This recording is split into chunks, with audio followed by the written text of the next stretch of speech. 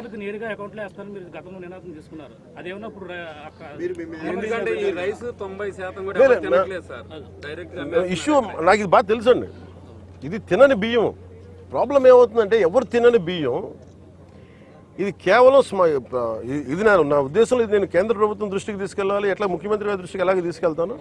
కానీ కేంద్ర ప్రభుత్వం దృష్టికి మీరు అంటే ఇది ఒక రూల్ అయిపోయింది. చెప్పండి సార్, ఆ రూల్ మీరు చెప్పండి. మనం ఇందా పొద్దున మాట్లాడుకుంది ఎన్ఎఫ్ఎస్ఏ ఆ చట్టం వచ్చిన తర్వాత ప్రభుత్వం పైన ఆబ్లిగేషన్ ఉంది. మనం ఖచ్చితంగా మనం ప్రతి కుటుంబానికి ఆహార ధాన్యాలు అందించే బాధ్యత ప్రభుత్వం పైన ఉంది.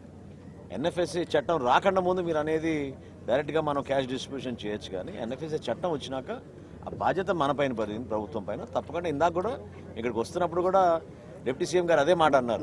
మీరన్న మాట అన్నారు, డబ్బులు ఇవ్వచ్చా అంటే ఆయన మీకు వచ్చిన ప్రశ్న నాకు వచ్చింది. రెండు చెక్ పోస్టులు పెట్టారు, ఫస్ట్ టైం మీరు చెక్ పోస్టులు పెట్టారు, అయినా కూడా బియ్యం లోపలికి వస్తుంది. నేను వెళ్ళి మీ అందరి ముందు మీ అందరి సమక్షంలో వెళ్తే నేను షిప్ లోకి వెళ్ళిన దీన్ని బట్టి హౌ డీప్ ఇట్ ఈస్. బియ్యం పట్టుకున్నప్పుడు కనీసం ల్యాబ్ టెక్నీషియన్ కూడా రాలేదు సార్.